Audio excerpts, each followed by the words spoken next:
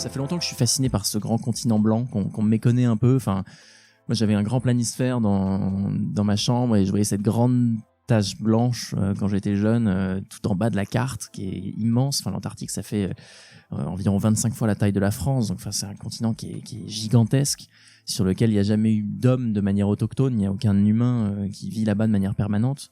Et donc, je sais pas, moi, ça me fascinait, ça m'attirait, en fait, de me dire qu'aujourd'hui, sur notre planète, il y a encore des endroits complètement vierges. Donc, en fait, je me suis monté un truc. Je me suis monté une expédition de toutes pièces. Et donc, c'était de partir marcher tout seul de la côte du continent jusqu'au pôle sud pour te donner une meilleure idée de l'aventure. C'était une aventure de 1150 km de long en termes de distance et que j'ai fait donc en solitaire. Et je suis parti comme ça en novembre 2018 et j'ai mis 51 jours à atteindre donc ce pôle sud. Et en arrivant au bout de 51 jours, je suis devenu le premier Français et le plus jeune au monde à réaliser cette expédition. Ça, je le dis, c'est pas du tout pour mettre en avant, mais c'est plutôt pour montrer voilà que c'est des aventures qui sont compliquées quoi et qui sont difficiles et il faut peut-être avoir un peu un grain en fait pour se lancer dans ce genre de truc.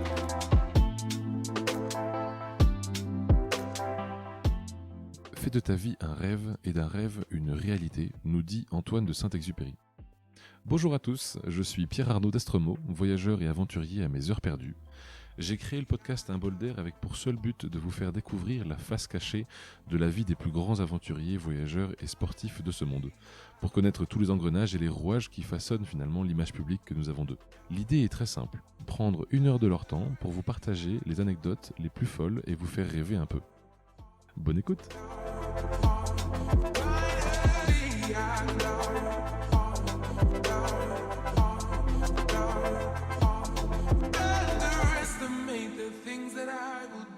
Bonjour à tous, aujourd'hui j'accueille Mathieu Torder. Bonjour Mathieu. Bonjour. Mathieu, est-ce que pour ceux qui ne te connaissent pas, tu pourrais te présenter s'il te plaît ? Oui, absolument. Alors me présenter, c'est toujours un peu une difficulté que j'ai parce que j'ai pas un métier qui est commun aujourd'hui. Mais bon, si je reprends les choses depuis le début, je m'appelle Mathieu Torder, j'ai 28 ans, je suis de Normandie à l'origine. Aujourd'hui, je vis à Paris, mais j'ai fait mon primaire, mon collège, mon lycée, enfin toute mon enfance en Normandie. Et après mon lycée, je suis parti faire mes études supérieures en Angleterre, à Londres. J'étais dans une fac qui s'appelle King's College. Et puis ensuite, j'ai fait mon master à Paris, à Sciences Po. Et depuis, je suis parisien, mais un petit peu par adoption. Sinon, maintenant, mon métier, il consiste à faire des aventures, des expéditions aux 4 coins du monde et à en ramener des histoires que je partage aujourd'hui en livres, en conférences et en films.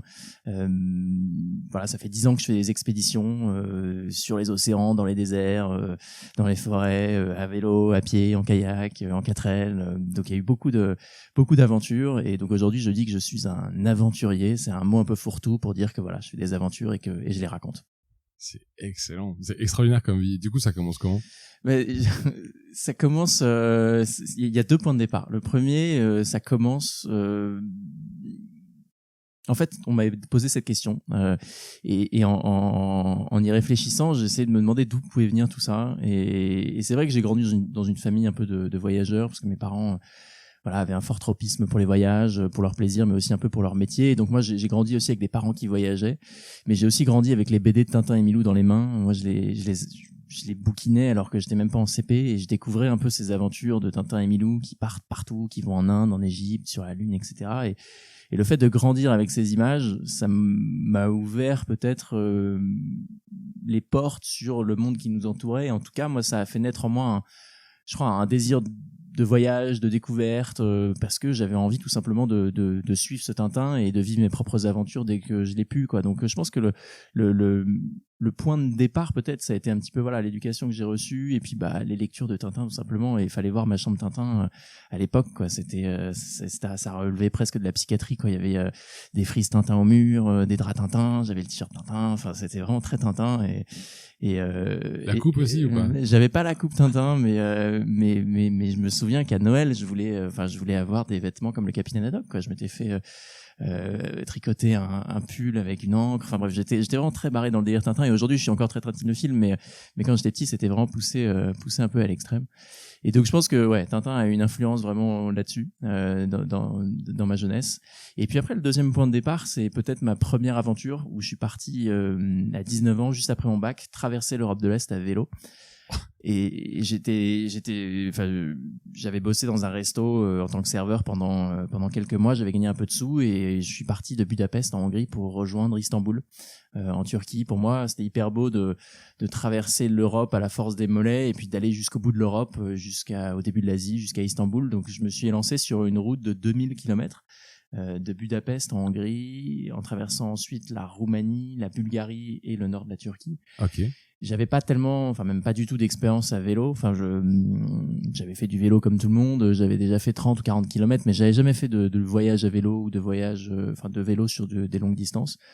Mais je me disais que c'était pas tellement important, que voilà, il suffisait de pédaler autant que je pouvais et puis m'arrêter quand j'étais fatigué. Et puis si je répétais l'opération 3 semaines d'affilée, un mois d'affilée, je pourrais arriver à mon objectif.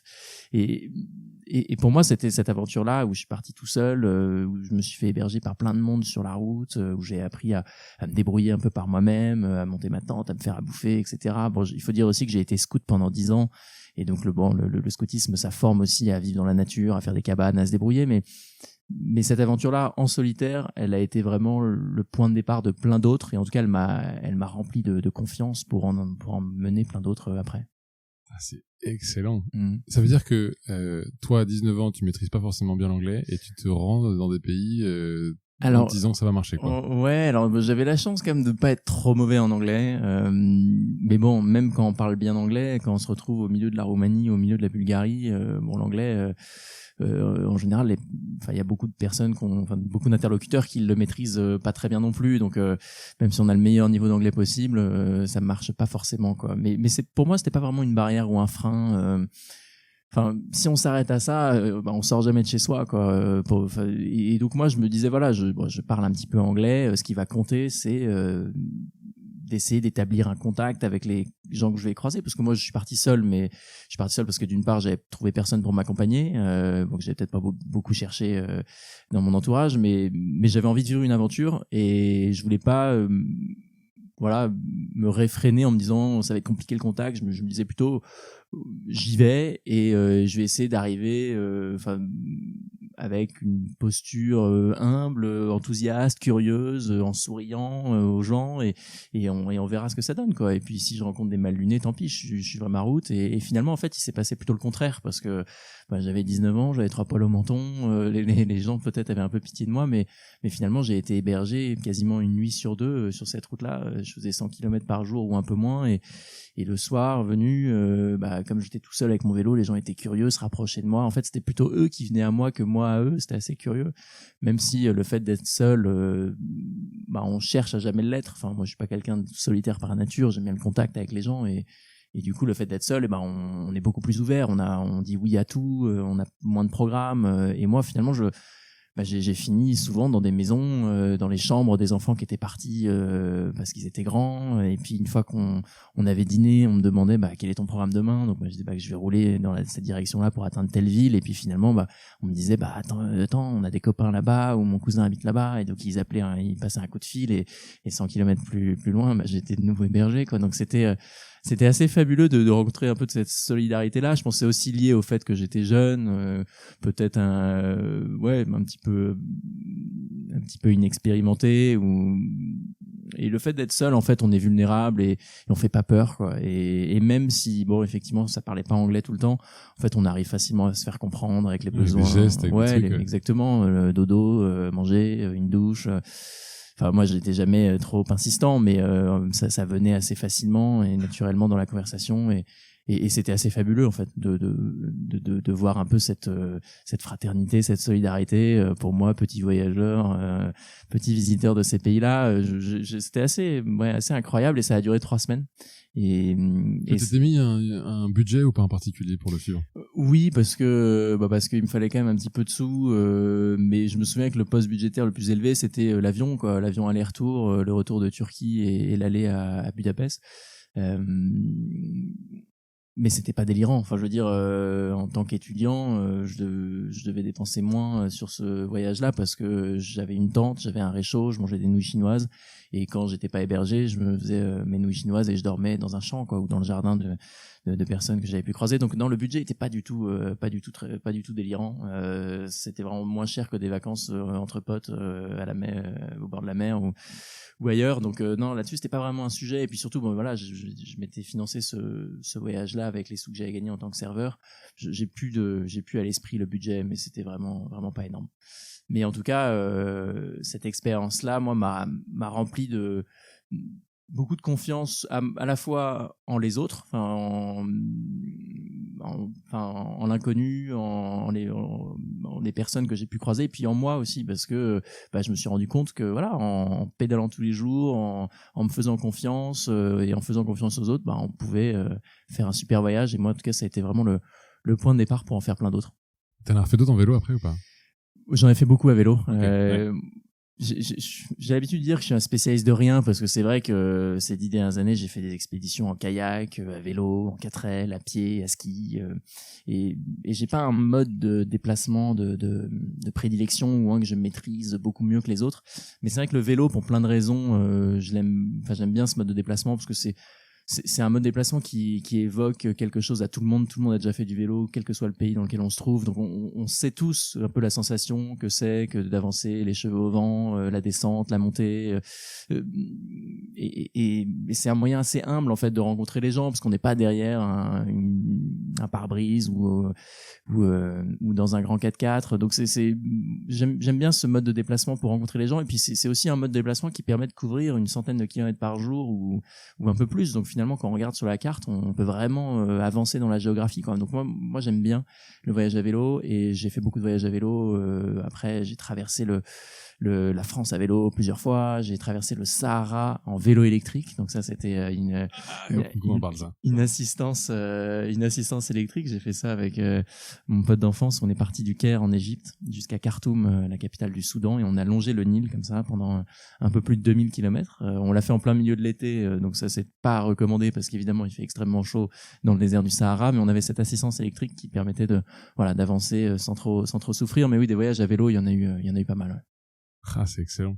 Alors, tu fais ça à 19 ans, tu fais ça juste après le bac. Ouais. Donc, t'as pas cette euphorie qu'ont tous les jeunes bacheliers d'aller fêter ça ensemble. Toi, tu te dis, je pars 3 semaines tout seul. Déjà, moi, j'avais redoublé ma première. Et donc, tous mes copains de collège, de lycée, qui étaient meilleurs élèves, probablement, avaient déjà passé leur bac. Donc, moi, je passe mon bac avec une classe que je connais pas trop. Donc, non, j'avais pas trop cette euphorie. Bon, après, j'étais pas malheureux, hein, j'ai gardé tous mes copains, on s'est fait des vacances aussi, mais c'est vrai que le départ de Budapest, je savais pas ce que je faisais. Enfin, j'avais tous mes copains justement qui étaient en vacances en Bretagne quelque part, et moi j'étais tout seul à Budapest avec mon vélo, il pleuvait, je savais pas trop ce dans quoi je me lançais. Et c'est vrai que oui, c'est vraiment l'inconnu, quoi. Je me doutais que ça allait être une bonne expérience, mais ce serait mentir que dire que les premiers jours c'était la folie et que je m'éclatais, quoi. Ça a commencé à être vraiment sympathique ce voyage une fois que j'ai vu que j'arrivais à avancer et que je faisais des rencontres. Mais les premiers jours, il faut s'accrocher, quoi. Les premiers jours, on a envie d'abandonner, on sait pas trop pourquoi on le fait, et le plaisir vient en le faisant, encore en avançant. Mais bon, voilà, je savais qu'au moins j'allais vivre quelque chose de différent, que j'allais vivre quelque chose de fort. Et moi, c'est ça qui m'intéressait, quoi. Des vacances entre copains, je sais que j'en ferais et que j'allais en refaire, et que c'était des choses qui étaient faciles à organiser d'une certaine façon. Mais que cette aventure tout seul à vélo, personne pourrait me l'enlever, et que c'était quelque chose que je voulais vivre. En tout cas, c'était quelque chose que je voulais m'offrir, quoi. Et donc c'était un choix. Et je pense qu'il était bon parce que du coup, ça a bien fonctionné pour moi après, et j'en ai refait plein d'autres, et ça, ouais, tout simplement, ça a été assez incroyable comme aventure. Tu dis t'en fais plein d'autres derrière, c'est quoi le rythme que tu fais? C'est une par an? C'est 2 par an? Alors, il y a un peu un mystère autour de mes aventures, et donc je suis content de prendre ce temps pour l'éclaircir pour ceux qui nous écoutent. Mais moi, j'ai fait une licence dans cette fac anglaise à King's College, et ensuite j'ai fait un master à Sciences Po. La particularité de ces études-là, c'est qu'elles comprenait des étés très longs, où on était libre de faire un peu ce qu'on voulait, c'est-à-dire qu'on avait 4 mois de vacances tous les étés à King's College et à Sciences Po. Donc ça, c'était assez incroyable. Il y avait des étés où on était un peu obligé de faire des stages, et d'autres en fait où on avait le champ libre. Et moi, j'avais fait le choix en fait d'utiliser ces étés-là pour gagner un peu de sous au début pour mes premières aventures en bossant, et puis partir en fait sur le temps qui me restait, sur les 3 semaines qui me restaient, le mois qui me restait ou les 2 mois qui me restaient à l'aventure. Et donc en fait, des aventures, il y en a eu peut-être une par an. Tous les étés, je partais faire un truc. Alors au début, c'était des petites aventures à vélo, en stop, des choses qui coûtaient pas très cher parce qu'évidemment, j'étais étudiant, j'ai pas gagné au loto, donc il fallait faire des choses à ma mesure. Mais en fait, en le faisant, et puis avec ces 7 ans d'études, ça a duré assez longtemps finalement, j'ai accumulé pas mal d'expériences de voyage, d'aventures. Et puis il faut dire après que ça s'est professionnalisé à mesure que j'en faisais, puisque en 2013-2014, là, j'ai fait une vraie grosse aventure où j'ai en fait mis entre parenthèses mes études pendant 1 an avec mon ami d'enfance Nicolas, où tous les deux on s'est dit voilà, en 2013 on se met d'accord avec nos universités respectives pour arrêter nos études pendant 1 an, prendre une année sabbatique si tu veux et les reprendre après. Et on va faire le tour du monde. Et ça, c'était vraiment une envie qui nous tenait tous les deux. On avait été scouts avec Nicolas pendant 10 ans, donc on se connaissait très bien grâce au scoutisme aussi, parce qu'on est des potes d'enfance depuis le CE2, et on s'est dit voilà, on a envie de voyager, de faire un tour du monde. On savait pas de quelle façon on le ferait, mais en tout cas, ce qui était sûr, c'est qu'on voulait faire un grand voyage tous les deux. Et en fait, on a choisi de faire le tour du monde en voiture, en 4L. Et c'était en fait ce qui nous animait avec Nicolas, c'était de partir de Rouen en Normandie, là d'où on vient, et de rouler le plus possible sur la terre avec cette 4L, et de faire tout le tour de la terre et d'y revenir, et de revenir à notre point de départ en fait. Donc notre plan, c'était de rouler le plus possible vers l'est, un peu vers le sud aussi, mais de toujours essayer de rouler dans la même direction pour revenir à un moment sur nos pattes. Ça, c'est vraiment un truc qui nous animait, quoi. Donc évidemment, on n'a pas pu traverser tous les pays, on s'est confronté à des problèmes de frontières, etc. Mais en tout cas, on est parti de Rouen jusqu'en Inde. En Inde, on a arrêté notre route parce qu'il y avait la Birmanie, la Chine, ce qui étaient des pays un petit peu compliqués à traverser en voiture. Donc on a mis la voiture dans un container à Calcutta, qui est vraiment à l'est de l'Inde. Et ce container, il a fait tout le tour de la Terre par le Pacifique, et il est arrivé à San Francisco en Californie, aux États-Unis. Et de là, nous, on a retrouvé la 4L et on est descendu vers le sud, vers le Brésil, donc à travers l'Amérique du Nord, l'Amérique centrale, une bonne partie de l'Amérique du Sud. Et à Rio de Janeiro, au Brésil, on a trouvé un autre bateau sur lequel on est monté cette fois avec la 4L, et on a débarqué à Dakar au Sénégal, et du Sénégal on est remonté vers l'Europe en traversant la Mauritanie, le Maroc, le Portugal et enfin la France. Donc c'était un voyage vraiment extraordinaire, quoi. 11 mois de voyage à travers 40 pays avec cette petite 4L rouge. Et évidemment, ça, c'était pas un voyage qu'on pouvait se payer, parce que, conduire une bagnole, c'est pas tellement l'essence qui coûte cher. On pourrait penser que c'est l'essence qui coûte cher, mais en fait, ce qui coûte cher, c'est d'envoyer la 4L d'un continent à l'autre. Et donc, nous, on avait établi un budget pour ce voyage-là, qui était de 25 000 € pour deux. Et pour 1 an, avec les frais d'envoi de la 4L, etc. Et donc on n'avait pas ces 25 000 € là. Donc en fait, quand on était étudiant l'année avant de partir, en 2012, on a essayé de réfléchir à des moyens de rendre ce projet un petit peu utile, de rendre ce projet, de pouvoir valoriser un peu ce projet. Et en fait, comme on avait organisé un projet de solidarité au Népal quand on était un peu plus jeune, 2 ans plus jeune avec les scouts. En fait, là, je pars dans tous les sens, mais quand on était scout, la dernière année de scoutisme, on a la possibilité de monter un projet de solidarité. Et nous, on avait monté un projet où on allait installer des panneaux solaires dans un village qui n'avait pas accès à l'électricité dans les montagnes de l'Himalaya au Népal. Et donc, fort de cette expérience-là, on s'est dit voilà, pour le tour du monde en 4L, on va pas installer des panneaux solaires partout, mais on a envie d'essayer de se rendre un peu utile à notre échelle, à notre mesure. Et donc, on a regardé un peu les modes de développement qui existaient, ou en tout cas les leviers de développement qui étaient pérennes, puissants, efficace, et on a découvert le microcrédit. Et moi, je connaissais rien au microcrédit avant de me lancer dans cette aventure-là. J'ai appris à maîtriser le sujet, mais le microcrédit, pour ceux qui nous écoutent et qui connaissent pas, c'est des prêts en fait d'argent de faible montant pour des personnes qui sont exclues du système bancaire classique, et parce qu'elles n'ont pas de papier d'identité, parce qu'elles demandent des sommes qui sont trop faibles, que en fait les banques, comme nous on les connaît, elles sont même pas intéressées de prêter 50 €, 100 €, 200 €. Et donc il y a plein d'institutions de microfinance qui existent, qui viennent en aide à ces personnes, qui les accompagnent dans le processus de crédit et qui, si tu veux, leur expliquent voilà qu'il faut, si on leur prête 200 €, on va pas les investir pour acheter une télé, on va les investir dans une activité génératrice de revenus. Donc il y a tout un accompagnement qui est fait. Et donc nous, on a choisi de soutenir ce mode de développement avec plein de partenaires sur place, des partenaires français, des ONG locales, etc. Et c'est comme ça en fait qu'on a réussi à trouver un budget pour la microfinance et pour notre voyage. Et donc on a récolté 50 000 € au total. Et on avait 25 000 € pour notre voyage, 25 000 € pour la microfinance. Et donc on a prêté cet argent-là à 150 micro-entrepreneurs avant de partir, pour justement que ces activités aient le temps de se mettre en route, et que nous, en fait, quand on fait nos kilomètres avec la 4L, eh bien, les activités sont déjà en route et on va rencontrer ces micro-entrepreneurs sur place.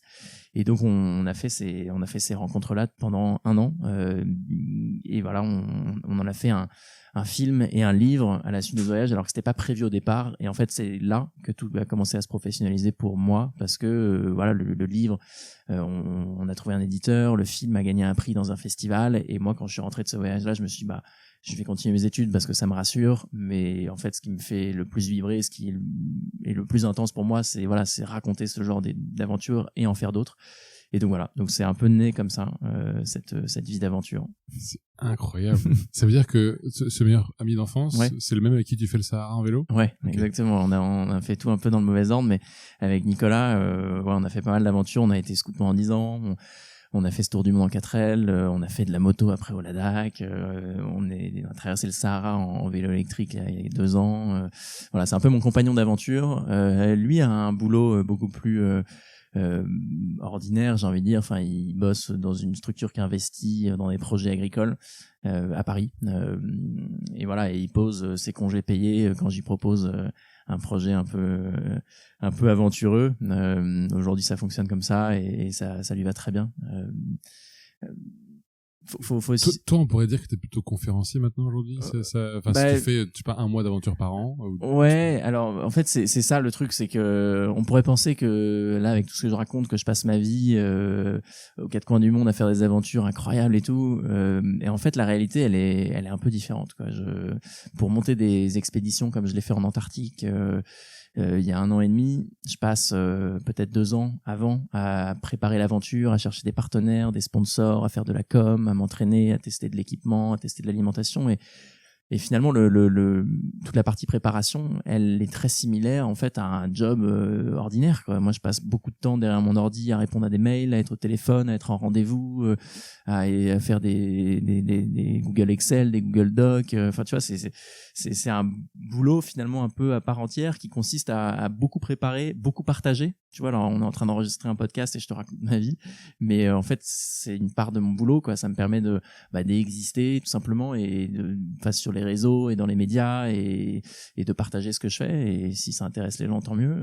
Mais en tout cas, moi, ça me permet d'être plus visible, et en fait, si j'aimais pas toute cette partie-là de préparation, de partage, c'est pas je ferais pas ce métier-là, quoi. Il faudrait faire autre chose. Il faudrait mieux avoir un boulot normal, gagner de l'argent, et puis partir après sur le temps libre qu'on a, quoi. Mais donc mon activité aujourd'hui, en tout cas, ce qui me fait bouffer, c'est les conférences. Le bouquin un petit peu, là, je suis en train de terminer l'écriture d'un livre sur l'Antarctique.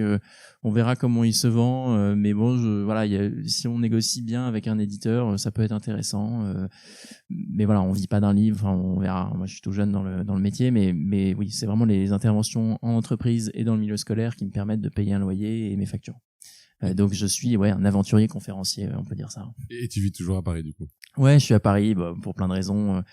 Pour le boulot, c'est bien, ça me permet d'être proche des gens qui font des podcasts, par exemple, des médias d'une manière générale. Et puis il y a beaucoup d'entreprises, en tout cas de sièges d'entreprises qui sont là, et donc quand on essaie de trouver des partenaires ou des sponsors, on peut quand même toucher les gens assez vite. Et puis pour les conférences, bon, c'est pas tout le temps à Paris du tout, mais bon, on a toujours un représentant dans le coin, donc voilà. Et puis surtout, quand on est normand d'origine, on atterrit assez vite à Paris. Moi, la majorité de mes copains de Rouen, pas la majorité, mais une bonne partie en tout cas, maintenant travaillent à Paris, donc j'ai mon petit cercle à Paris d'amis aussi, et donc je suis plutôt assez heureux à Paris pour le moment. Ce qui est sûr, c'est que j'ai envie, faut pas que je reste trop longtemps en ville. J'ai besoin de m'oxygéner, et pour ça, je pars souvent le week-end, ou alors on fait du vélo avec des copains, où on va faire des longues sorties. Voilà, je suis pas malheureux à Paris. En tout cas, il y a beaucoup de TGV pour aller dans plein de spots super en France, donc c'est pas si mal. Ça fait quand même pas mal de voyages là, notamment sur ton site là, on peut les voir mathieutorder.com pour ceux qui écoutent. Comment tu choisis les idées, comment tu fais le tri? Est-ce que tu as un fichier Excel avec des croix, là je préfère ça, je préfère ça? Non, alors j'ai vraiment pas de bucket list comme on dit en anglais là où il est coché ça. J'ai des envies, enfin des endroits qui m'intéressent plus que d'autres. En fait, au début, comme tout le monde, quoi, j'avais envie d'aller voir les pyramides, j'avais envie d'aller à Phnom Penh au Cambodge, j'avais envie d'aller voir le Machu Picchu. Enfin, c'est normal, quoi. C'est dans notre imaginaire collectif et on a envie de voir ces monuments ou ces lieux ou ces paysages qui sont magnifiques, quoi. Mais c'est vrai que quand on les a vus, et moi j'ai eu la chance de les voir justement avec le Tour du monde en 4L qui nous a permis de couvrir pas mal de choses, même si j'aurais jamais la prétention de dire que je connais bien tous les pays qu'on a traversés. Mais quand on a vu ça, en fait, on a plutôt envie, à la suite de ces voyages-là, de partir dans des endroits un peu moins courus, un peu moins fréquentés, peut-être un peu plus difficiles d'accès. Et donc aujourd'hui, moi, ce qui m'intéresse, c'est d'aller dans des endroits, qui sont pas forcément très touristiques exemple Antarctique. Ouais, par exemple, ou la Corée du Nord, ou le Pakistan, ou le Kurdistan irakien, enfin des endroits dans lesquels je suis allé ces dernières années.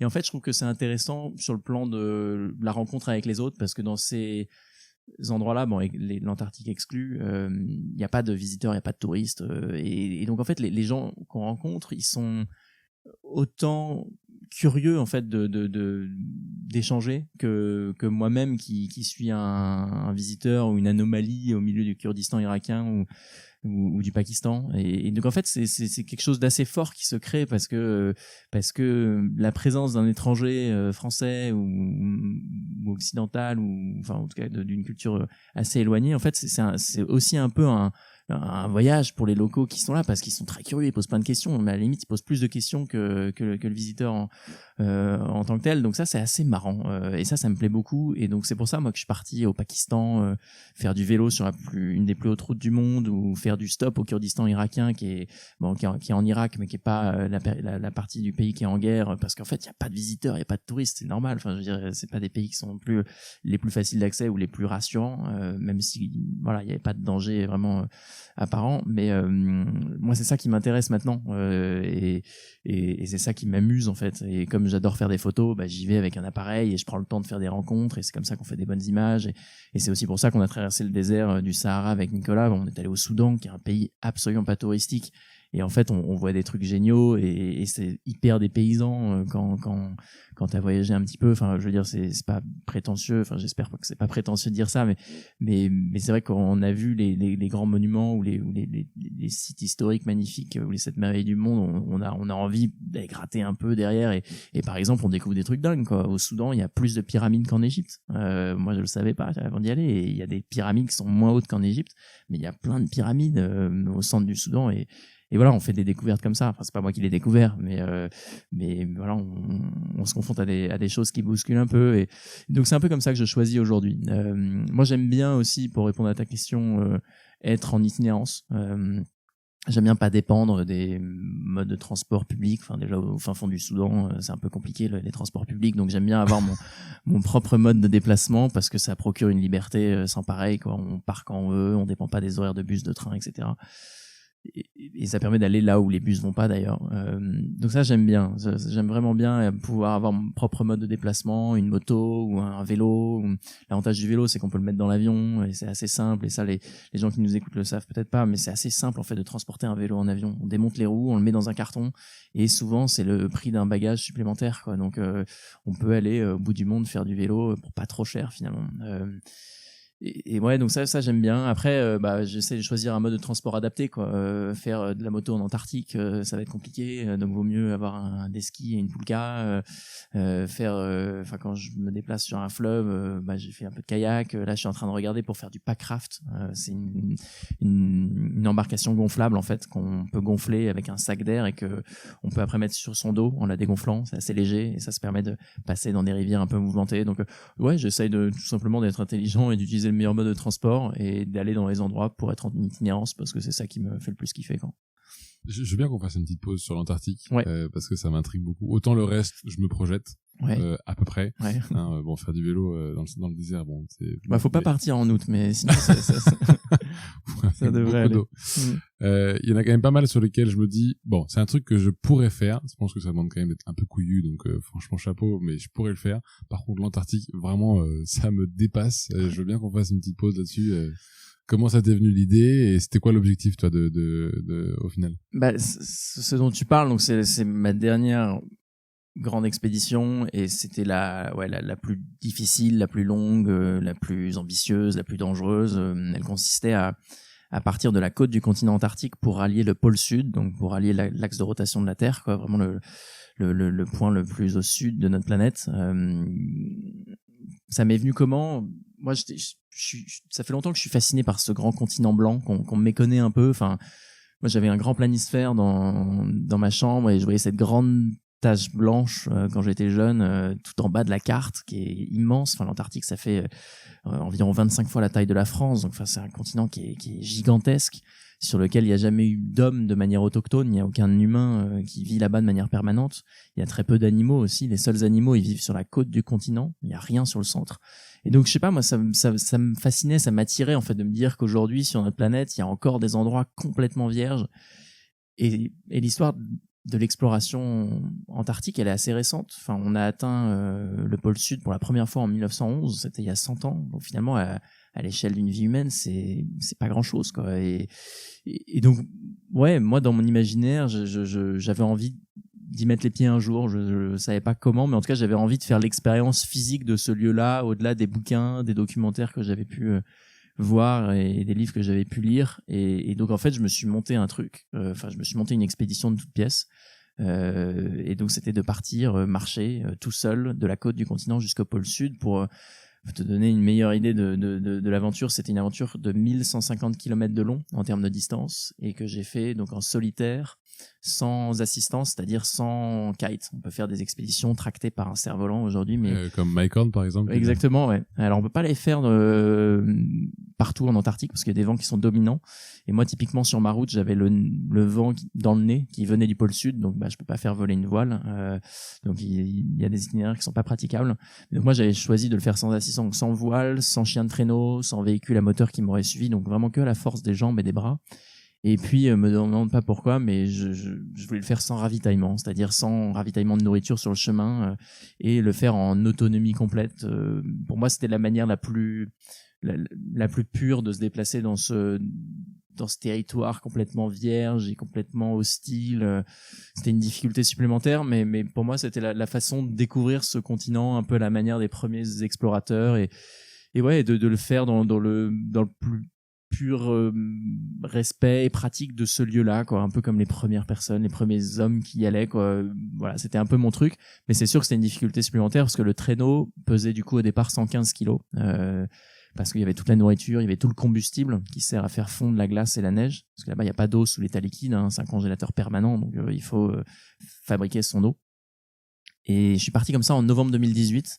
Le 25 novembre 2018 et j'ai mis 51 jours à atteindre donc ce pôle sud.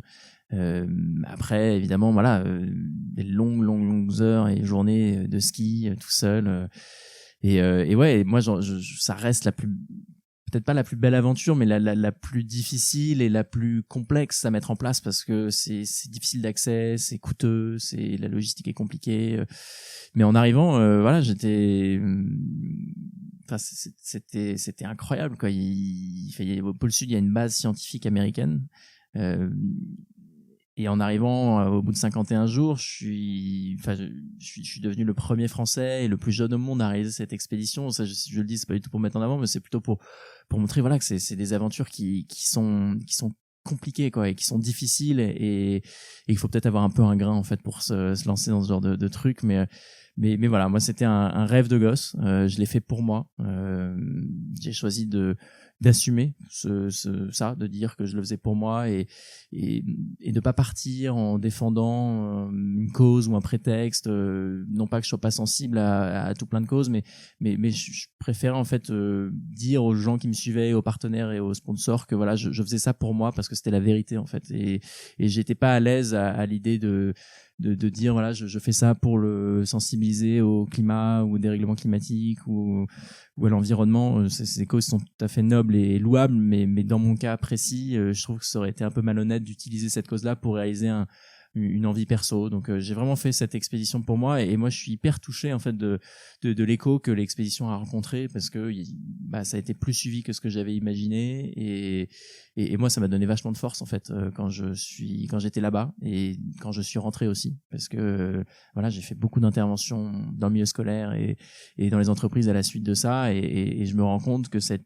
histoire-là de solitude, de persévérance, de dépassement de soi, finalement elle touche les gens, et moi j'ai beaucoup de plaisir justement à raconter cette histoire encore aujourd'hui, encore cet après-midi à ton micro, parce que moi elle m'a forgé, et elle m'a bouleversé d'une certaine façon, parce que ce continent c'est pas un continent pour les hommes, quoi. Pour ceux qui connaissent pas bien l'Antarctique, c'est un continent qui est une utopie, quoi.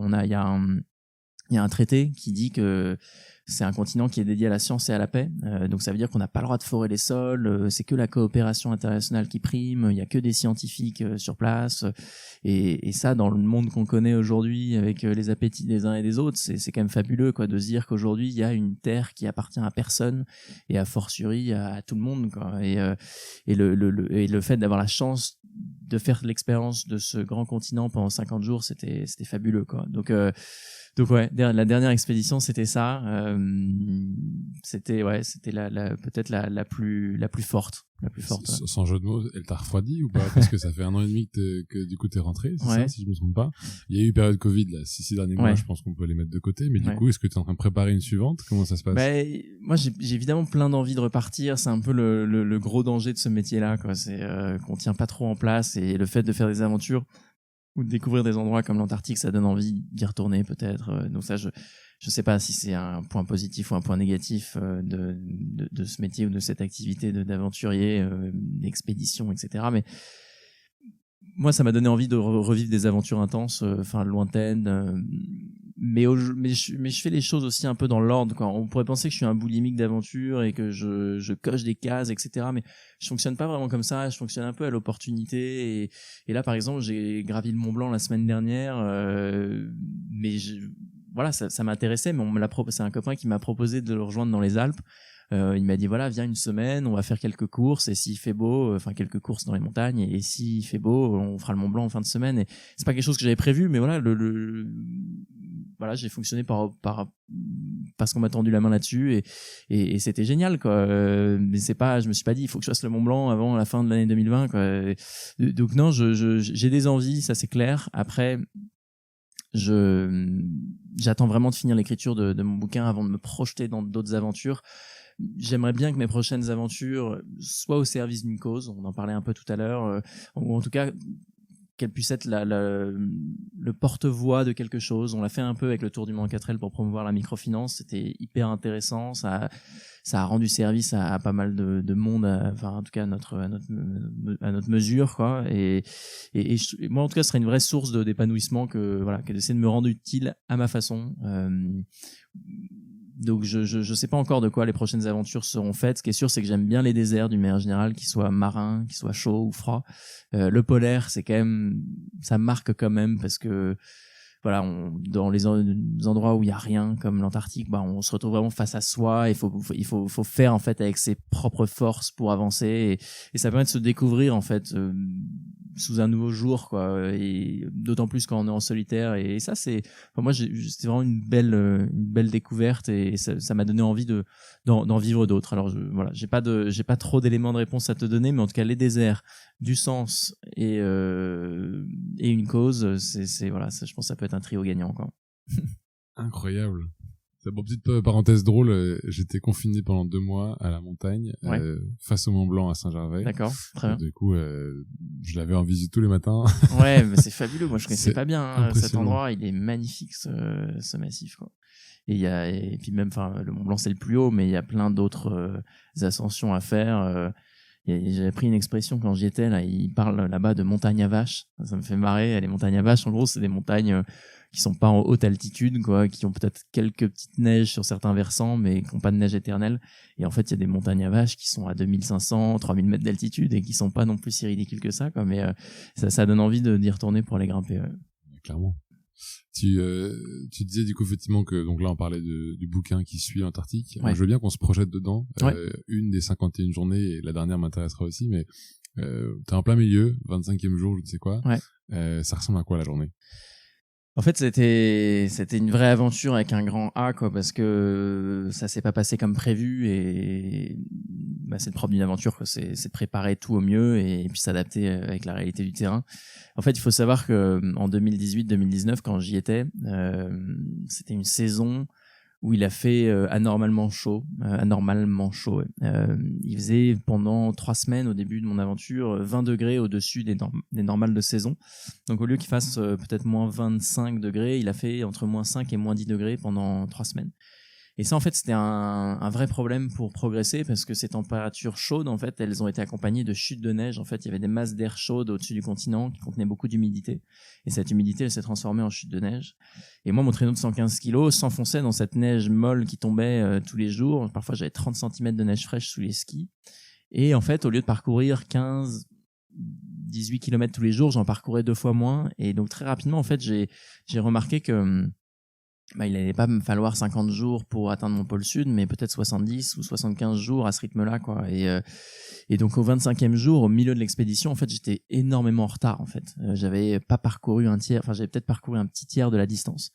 Dans la moitié de temps que je m'étais imposé, quoi. Donc j'étais pas au mieux au milieu de l'expédition. J'étais un peu dans le doute. En tout cas, j'avais déjà commencé à élaborer une stratégie qui était de me rationner, en fait, de mettre 10% de ma nourriture de côté tous les jours, tous les matins. En fait, je mettais 10% de mon petit déjeuner, 10% de mon déjeuner et 10% de mon dîner de côté, de sorte à ce qu'au bout de 10 jours, en fait, j'ai 1 jour de nourriture supplémentaire.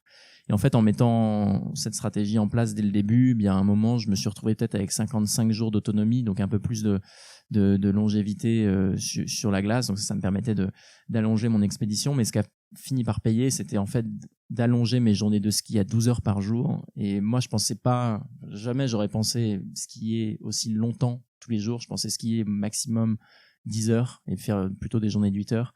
Et en fait, avec la neige que je me suis tapé, il a vraiment fallu skier plus que ce que j'avais prévu. Et donc, j'ai skié 12 heures tous les jours pendant, au total 51 jours. J'ai pas pris un seul jour de repos, alors que, évidemment, dans ce genre d'expédition longue, eh bien, on se repose, quoi. Au milieu de l'aventure, on se fait peut-être 24 heures de break. À Noël, on se prend l'après-midi.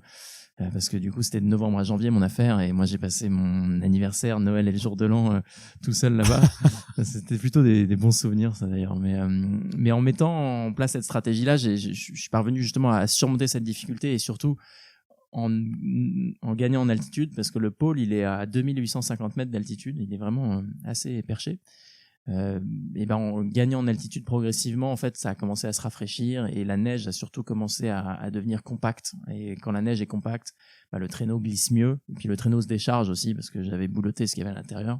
Et là, j'ai commencé à progresser et j'ai fait parfois des journées à 27 km, 32 km et ça m'a permis de rattraper mon retard. Après, j'avais évidemment pris une marge de sécurité. Moi, je pensais mettre peut-être 42, 45 jours.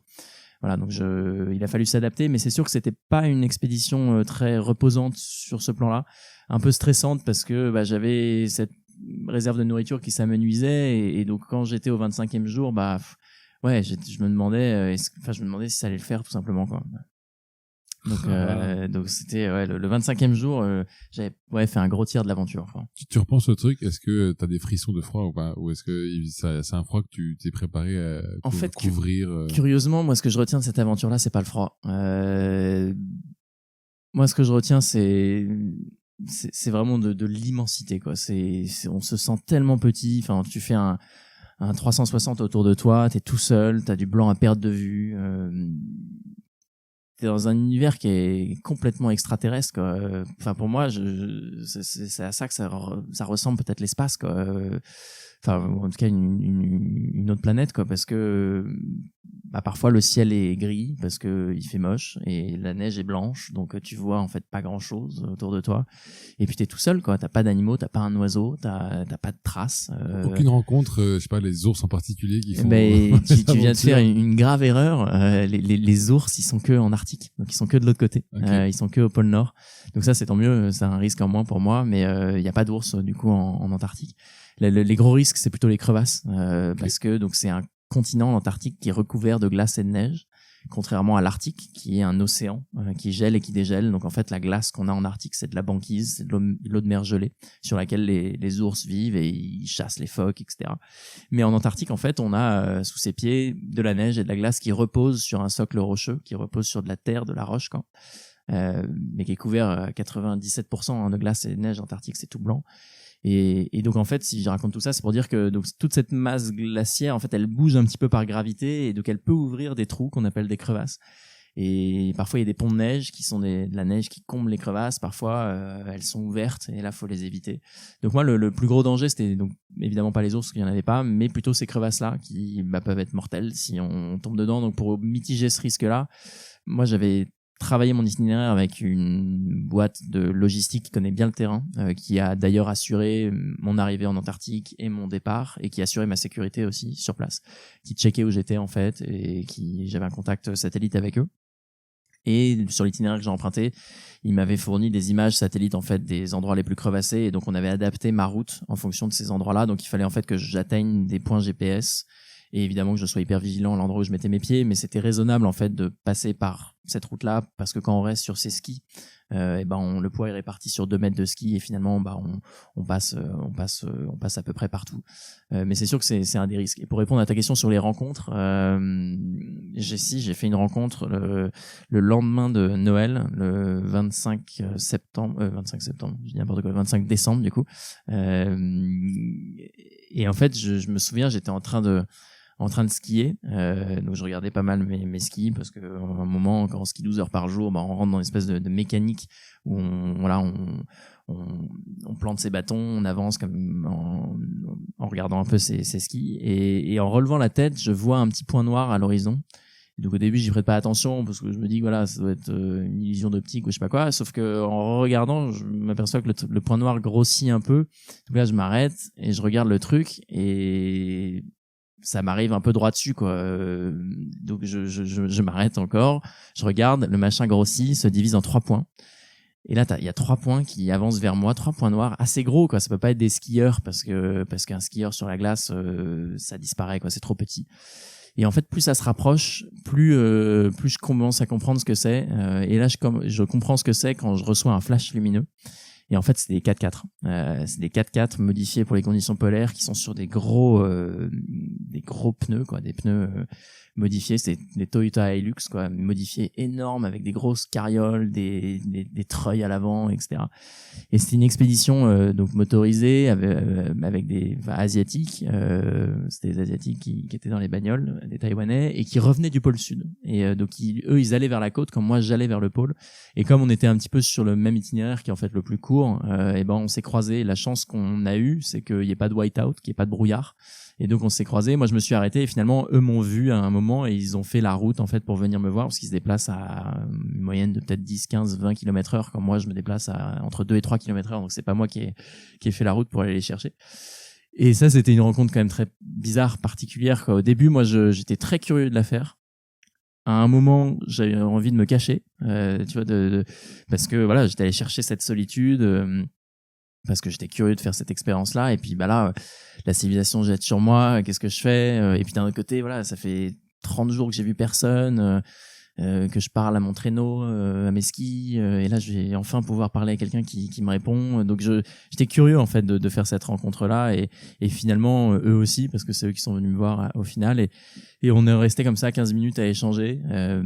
Donc c'était un peu lunaire, quoi, parce que on était au milieu de rien. Moi, j'avais parlé à personne depuis un mois, et puis quand ils sont partis, ça m'a fait bizarre, quoi. J'ai l'impression que la solitude dans laquelle je m'étais enfermé, ce côté dialogue avec moi-même, avec ce continent, on l'avait un peu forcé, un peu violé, quoi, parce que c'était une rencontre qui m'était un petit peu imposée, quoi. Même bon, si je l'ai un petit peu cherché, mais de toute façon, je pouvais pas me cacher tellement. Il y a pas d'arbre, il y a pas de rocher, il y a rien, quoi.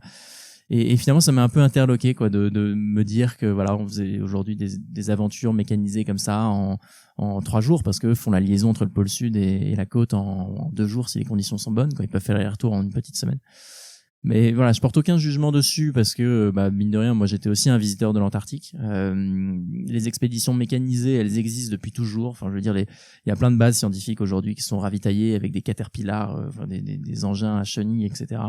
Et puis les premières explorations du continent, elles se faisaient aussi, enfin pas les premières, mais en tout cas quand celles dans les années 50, elles se faisaient beaucoup avec des véhicules à chenilles. Donc c'est pas choquant en soi de voir du pétrole ou des machines, des moteurs en Antarctique, mais le faire en une semaine, de manière si rapide, voilà, je sais pas trop quoi en penser finalement, mais bon, toujours est-il que c'était une rencontre qui était particulière. Ouais. Et puis après, j'ai revu du monde évidemment à l'arrivée. Alors à l'arrivée, ça donne quoi dans ta tête après avoir passé 51 jours Juste une petite parenthèse, ouais. Faire du ski, c'est du ski de fond, hein. C'est des pots de phoque s'accrochent. Exactement, alors on appelle ça du ski de randonnée nordique, c'est entre le ski de fond et le ski de randonnée. C'est un ski qui est large au niveau de la fixation de 65 mm, donc c'est pas des skis qui sont très, très larges, très épais. En dessous, on met effectivement une peau pour éviter de glisser. Moi, j'avais des demi-pots, ça suffisait. Il y a pas tellement le pôle sud était en altitude, mais il y a pas tellement de montée, quoi. C'est pas les Alpes, ça monte de manière très progressive, très graduelle. Et puis, je tirais tout ce dont j'avais besoin dans un traîneau qu'on appelle Pulka aussi. Et là-dedans, il y avait toute ma bouffe, tout mon équipement. Et je tirais ça avec un harnais. Et donc voilà, c'était ma façon de progresser pendant quasiment 2 mois. Et l'arrivée, c'est un moment que tu oublies jamais, quoi, parce que c'est la fin d'une longue marche, c'est la fin aussi d'années de rêves, quoi, enfin moi c'était un projet qui me faisait lever la nuit, c'était d'une difficulté sans nom pour réunir les sponsors, les partenaires, l'entraînement, etc. Et en fait quand on voit le finish, quoi, parce que au pôle sud il y a une base scientifique américaine, donc il y a des bâtiments, donc en fait le pôle sud il est matérialisé, et on peut le voir de loin. Et quand j'ai vu que ça allait être gagné, que j'allais avoir suffisamment de nourriture, que j'avais plus besoin de regarder ma montre et de me stresser tous les jours à skier 12 heures par jour, etc., et d'économiser mon temps. Quand j'ai vu l'arrivée, en fait, j'ai choisi de... Enfin, déjà, émotionnellement, je me suis un peu écroulé parce que je me suis dit que c'était gagné, que j'allais atteindre ce pourquoi j'étais venu. Donc ça, c'était hyper fort déjà, et j'ai mis du temps à me relever, parce que j'étais un peu écroulé sur mon traîneau et à continuer d'avancer.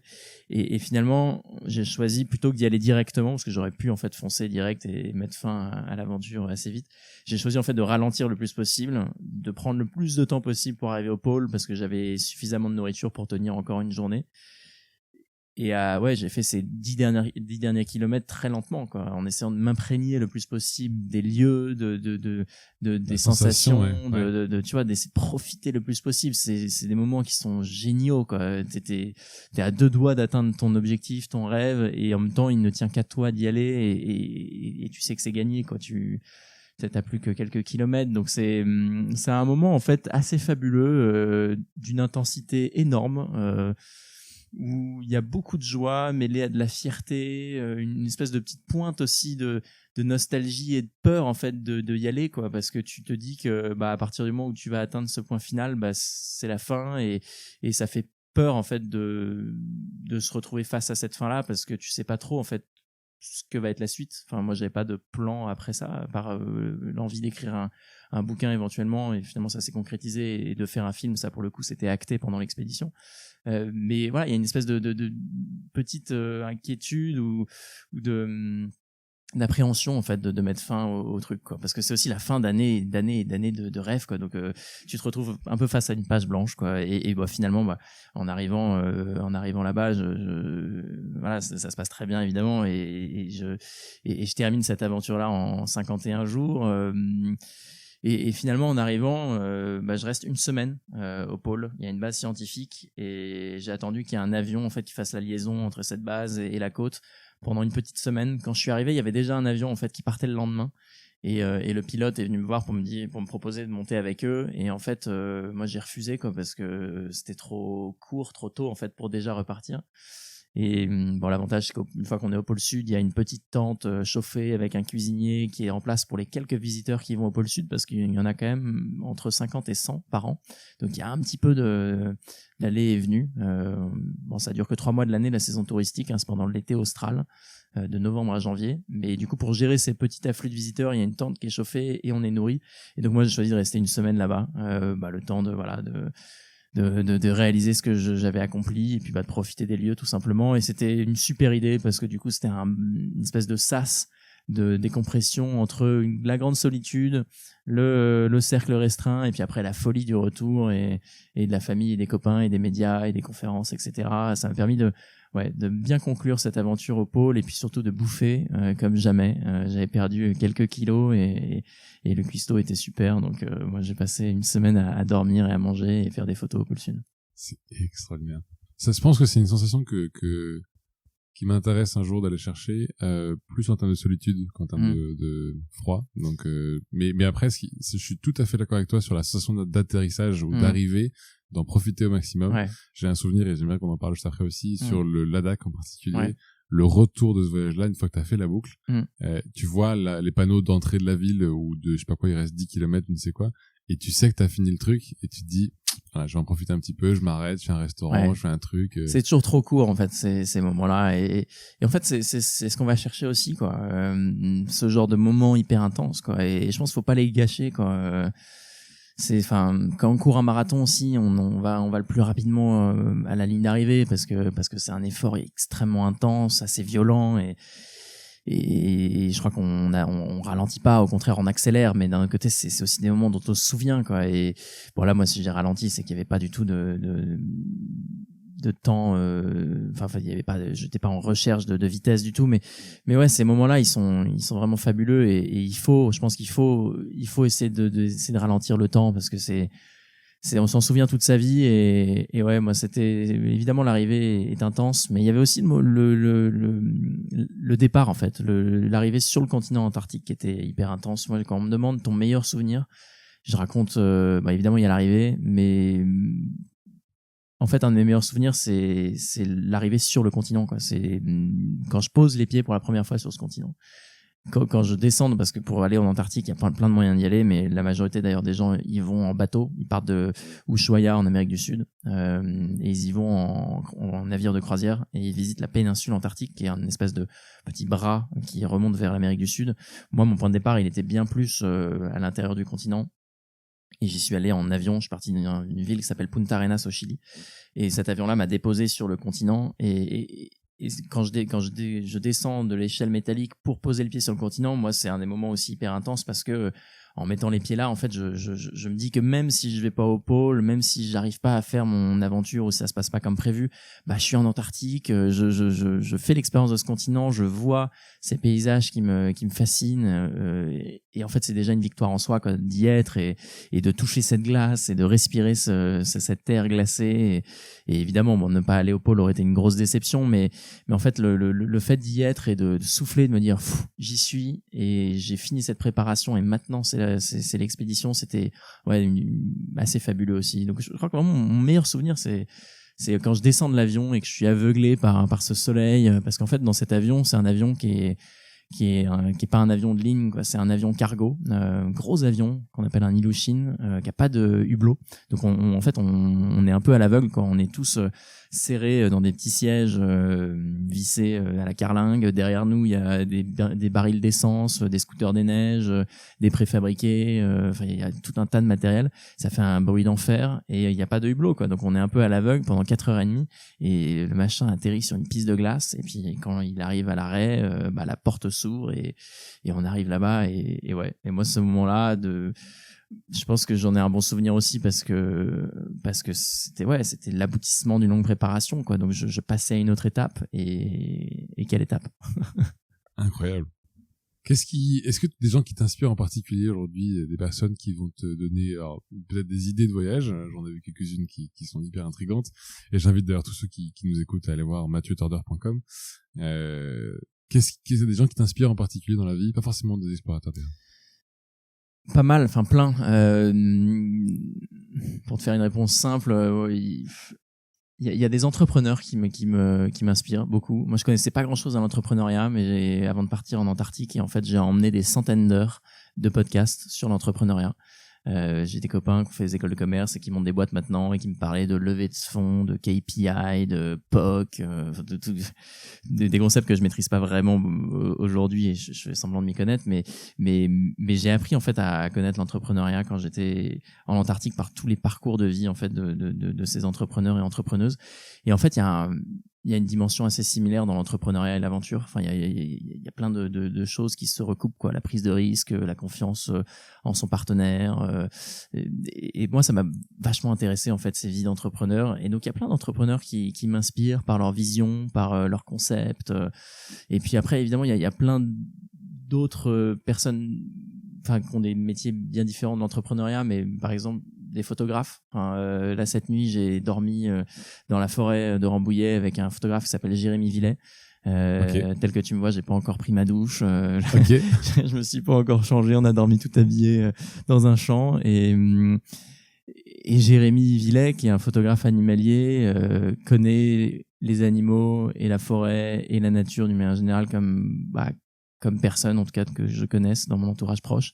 Et on a passé la nuit à observer des chevreuils et à observer des sangliers et des renards.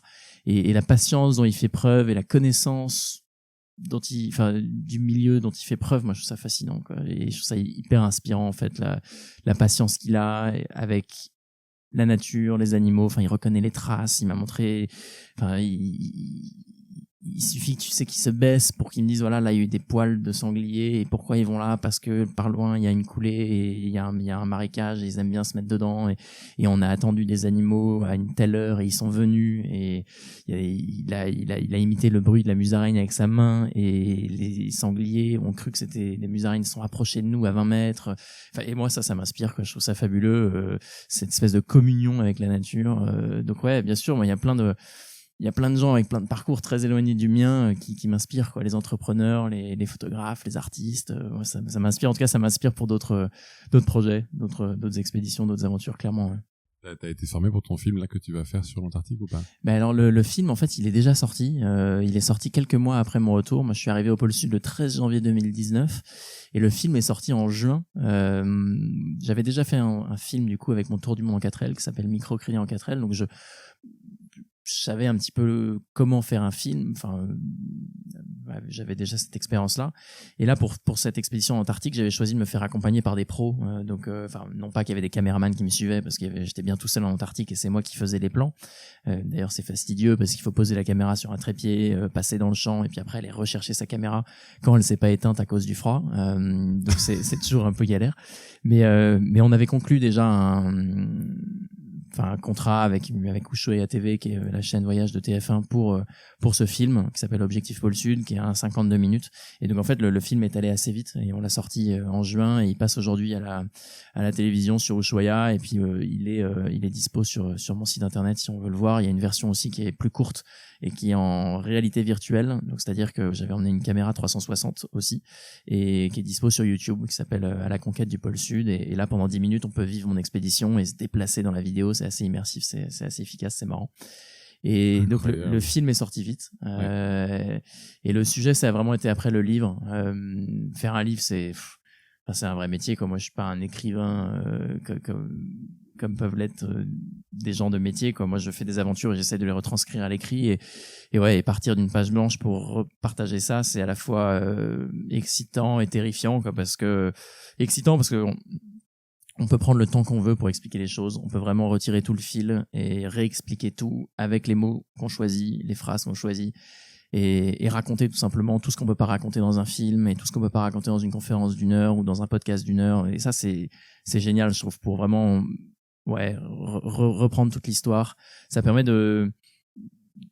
de s'apaiser aussi soi-même vis-à-vis de cette expédition, parce que on met tout à l'écrit et voilà, ce sera lu ou pas. Enfin, l'objectif c'est que ce soit lu évidemment, mais vis-à-vis de soi, c'est un exercice qui est intéressant. Et puis terrifiant parce qu'il faut se mettre à nu, parce que voilà, on raconte des trucs voilà qui sont au plus profond de soi et ça peut faire peur, quoi. Et enfin en tout cas si on veut bien le faire. Et voilà, moi j'ai presque fini l'exercice. Le confinement a été une aubaine pour moi parce que c'était justement le moment pour vraiment prendre le temps d'avancer, parce que à Paris sinon j'avançais, mais c'est toujours difficile avec les engagements qu'on a à gauche à droite et j'étais pas assez méthodique dans ma façon de faire. Et là pendant le confinement, bah voilà, j'ai pu vraiment bien avancer et j'ai rendu donc une V1 à mon éditeur, j'ai rendu la V2 il y a quelques semaines. Je reçois les retours de ma V2, mais pour avoir eu mon éditrice au téléphone, elle est plutôt très satisfaite. Donc je pense qu'il y aura peut-être il y aura de manière certaine une V3, mais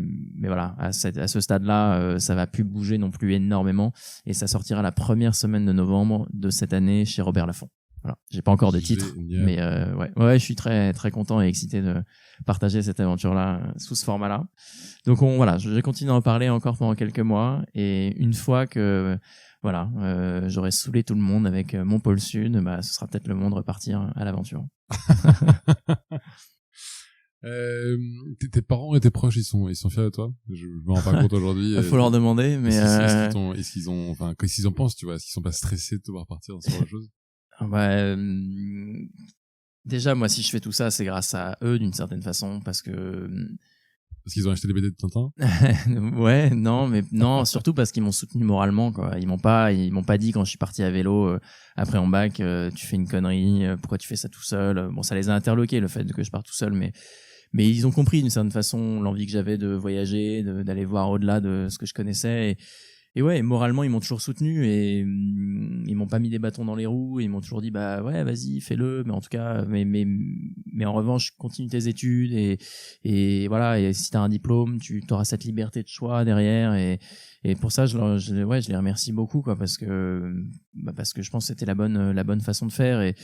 Et bah évidemment non, mais quand ils m'ont vu arriver au pôle Sud, ils étaient hyper touchés, hyper heureux pour moi, hyper fiers, j'imagine. Enfin, c'était surtout moi qui étais fier de moi.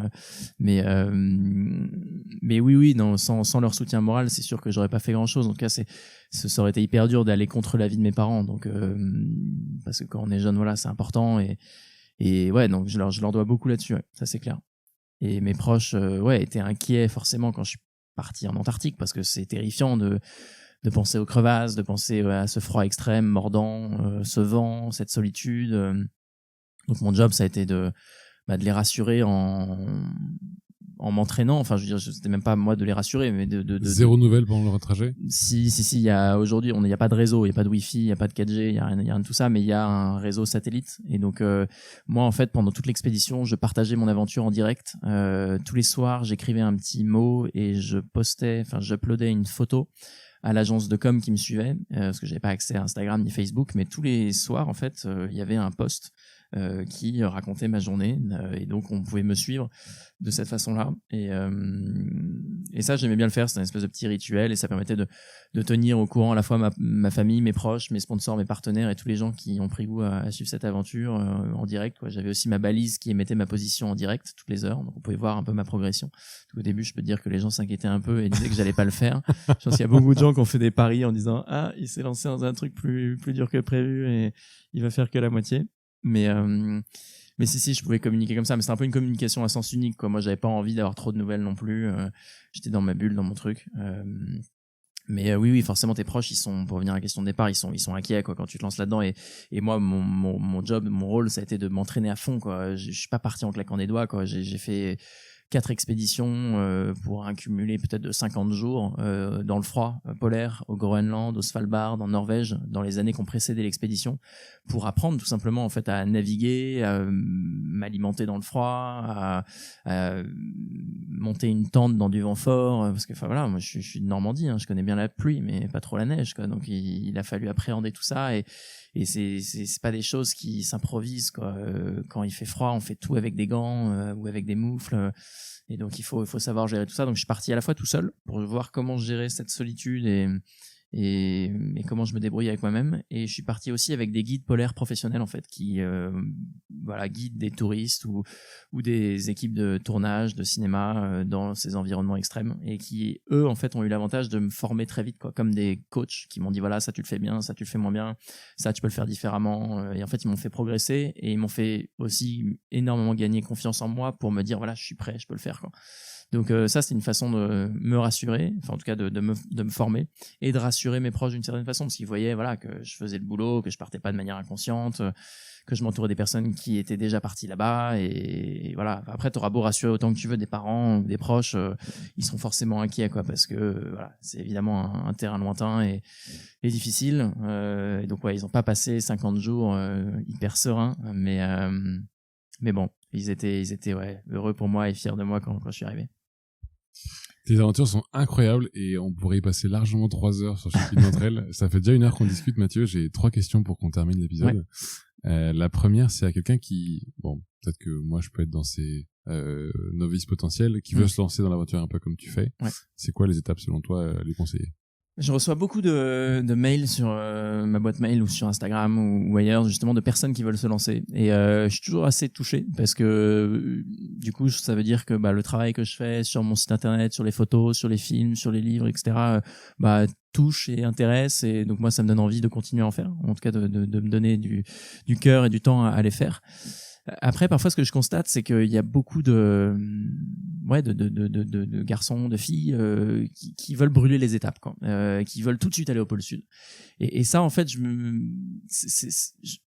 dis que du coup, peut-être que je communique assez mal, parce que faudrait que je dise que c'est beaucoup plus difficile que ce que je partage. Mais en fait, c'est le fruit d'une longue persévérance, d'un long cheminement, d'un long processus, quoi, moi, que j'ai entamé en partant à vélo à 19 ans, quand on en parlait tout à l'heure. Même plus tôt, quoi, en étant scout et en lisant Tintin, et on part pas comme ça du jour au lendemain, et ça demande vraiment de bien se connaître soi, quoi, avant de partir, parce que si on part comme ça, enfin on va forcément brûler les étapes et faire une connerie et se mettre en danger. Et enfin, encore une fois, cette expédition là, on est 21 dans le monde à l'avoir faite. Moi je suis le premier français, le plus jeune au monde. Enfin, c'est quelque chose qui est compliqué à la fois sur le plan psychologique, sur le plan physique, sur le plan financier, sur le plan logistique, qu'on peut pas brûler les étapes. Il faut vraiment commencer tout petit. Donc moi, ce que je conseille, c'est de commencer par des petites aventures. Enfin, si c'est du polaire, de commencer par des petites aventures polaires. Si c'est du vélo, de commencer d'abord par des petites aventures à vélo, et que il faut pas avoir peur de rêver grand, mais faut pas non plus brûler les étapes. Et en fait, le plus difficile, c'est en fait, c'est de se jeter à l'eau, quoi. On s'arrête souvent, en fait, à l'étape de dire, ouais, non, mais j'ai pas le temps, ou non, je suis pas assez sportif, ou ouais, non, j'ai pas l'argent. Mais encore une fois, on n'est pas obligé de faire des trucs chers et lointains pour vivre des aventures, quoi. Donc, ce qui compte, c'est le plus difficile, c'est ça, quoi. C'est de se jeter à l'eau au début, c'est de faire ce premier pas. Et pour ça, pour moi, il faut essayer de baisser le plus de barrières possible, quoi. C'est-à-dire de partir sur une semaine, de partir avec l'équipement qu'on a déjà, ou alors d'emprunter.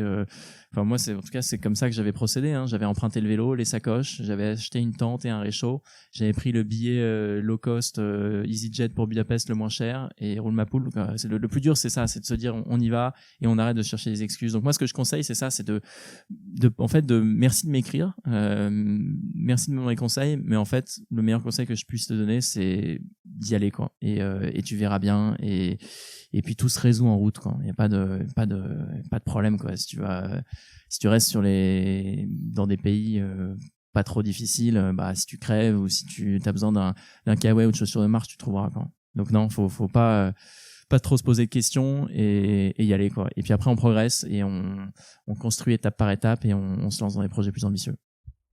Parfait. Comment on fait pour te suivre, Mathieu, du coup? Comment on fait pour me suivre? Moi, je suis un aventurier des temps modernes. Je partage beaucoup mes aventures, donc on peut les suivre.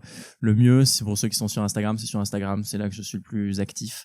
Et mon profil, c'est assez simple, c'est Mathieu Torder avec 2 T et un H. Sinon, il y a ma page Facebook, Mathieu Torder Aventurier.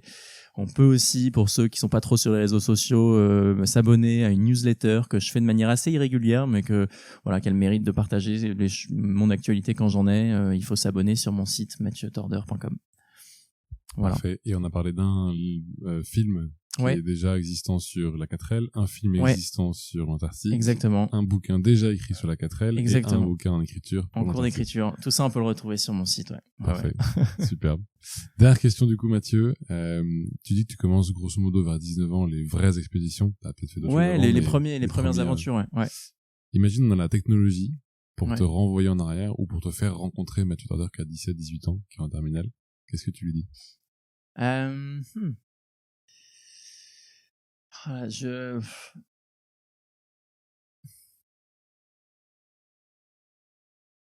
sais pas trop ce que je pourrais raconter au bonhomme de 17 ans, parce que quand je me retourne, je suis assez, enfin, je me dis que c'est incroyable d'avoir eu le courage à 19 ans de se dire qu'on partait comme ça à l'aventure. Donc j'étais vraiment, ouais, très, très fier de cette aventure-là. Peut-être que je me dirais de prendre un peu plus de temps, en fait, pour voyager. C'est-à-dire que, bon, ça peut paraître un petit peu bizarre de dire ça maintenant, parce que c'est vrai qu'on va sur mon site, on voit tous les voyages que j'ai fait, mais en fait, il y a des voyages que j'ai fait trop vite, quoi. C'est une évidence, même faire le tour du monde en 4L pendant 11 mois, traverser 40 pays. Enfin, évidemment qu'il y a des pays qu'on a traversés trop vite. Après, je regrette pas parce que c'était notre façon de faire avec Nicolas à ce moment-là et qu'on avait qu'1 an, mais c'est vrai que peut-être que je dirais au Mathieu de 19 ans de faire attention, de pas vouloir tout couvrir, de peut-être prendre plus de temps pour apprécier un lieu et que parfois on a envie de tout faire et finalement on fait rien et voilà, peut-être que ce sera ça mes prochaines aventures, des immersions un petit peu plus poussées, plus longues, parce que finalement à force de vouloir tout couvrir, tout courir, et ben on a moins d'immersion que prévu et donc ouais, peut-être que je dirais ça avec du recul, de prendre un petit peu plus de temps, de ralentir. Mais je te suis un peu, je pense que la notion de faire un pays. Mais moi, ça me dresse les poils, cette expression. Ah, t'as fait l'Iran, t'as fait là. On fait pas un pays, ouais, on visite, on parcourt, on traverse. Ouais, exactement. Ouais, absolument. Là-dessus, on se rejoint complètement. Mais ouais, et puis de toute façon, visiter un pays, ça se visite et ça se revisite, quoi. On connaît jamais bien, et même la France, comme je connais pas si bien que ça la France finalement, et c'est pour ça que ouais, l'été dernier on avait traversé la France avec des copains de Paris jusqu'au pôle sud de la France, le point le plus au sud de la France continentale. On était allé jusque le point le plus méridional, quoi, donc au sud de Perpignan, et ouais, c'était incroyable, quoi, de traverser toutes ces régions là. Donc ouais, non, il faut prendre le temps aussi de regarder ce qu'on a autour de soi. Merci Mathieu pour cette super échange. À l'occasion, épisode numéro 2 pour le reste des expéditions que je n'ai pas eu l'occasion de discuter aujourd'hui. J'essaie de me concentrer sur des épisodes d'1 heure en général pour que ce soit suffisant à écouter, mais en vrai je pense qu'on pourrait largement tenir un 2e épisode. Merci pour tes partages et bon courage pour le bouquin et potentiellement les prochaines. En tout cas, on restera abonnés pour la suite. Mais merci à toi. Et puis à bientôt. À bientôt. Ciao.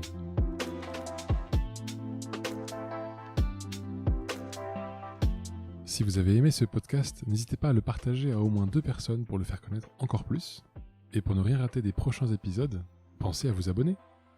À bientôt.